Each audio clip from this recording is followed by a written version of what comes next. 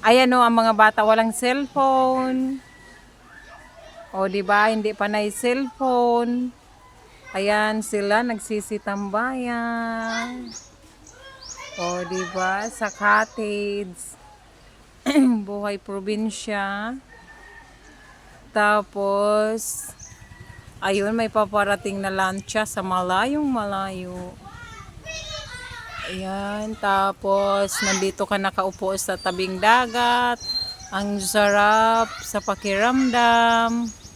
Yun yung aking uyab, yung anak ko. O, di ba? Ang ganda ng view. It's a beautiful place. O, di ba? Tapos nasa ilalim ka ng kakahuyan ng talisay. Talisay. Tapos may mga batang naglalaro. Hindi puro cellphone. Tapos ito ang bahay ng aking kapatid. O, ayan. Ayan. Ang ganda.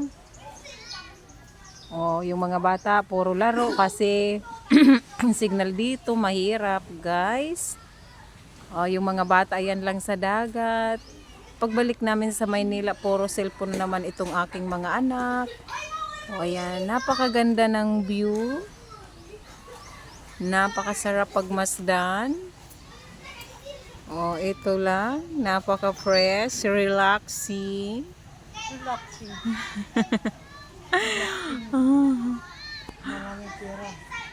Relaxing. Relaxing daw pag more money. No, hindi basihan ang maraming pera basta ano ka, masaya. O masaya yung nakakaano. Basta simple lang na buhay, basta masaya. O ayan may ano, may papalapit na palakaya, tinatawag ay palakaya, mangingisda.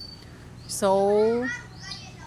walang kahirap-hirap dito sa isda. Maraming isda dito kasi ayan ay mga kulungan na ayan o, isda.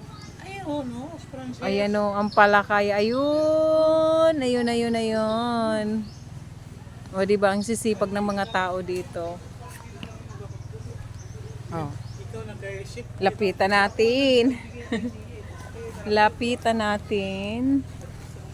It's a beautiful view. Oh, 'di ba? Ang ganda. Oh.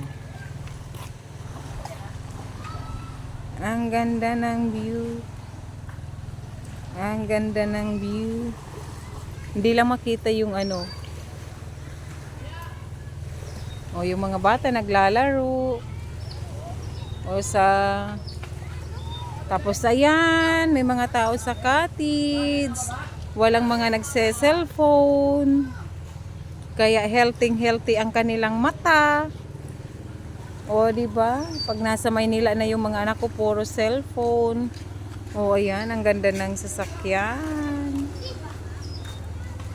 Malapit na kami umuwi. Ilang days na lang, uwi na kami. Ang ganda ng ano, ayan o. Isda na naman yan, ye. Oh. Ayan. Oh. Ayan. Tabing dagat. Tabing. Tapos may barko. Ah.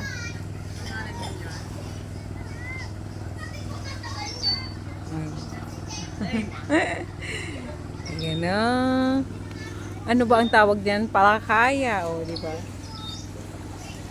Palakaya. O, di ba? Ang daming mga naglalaro.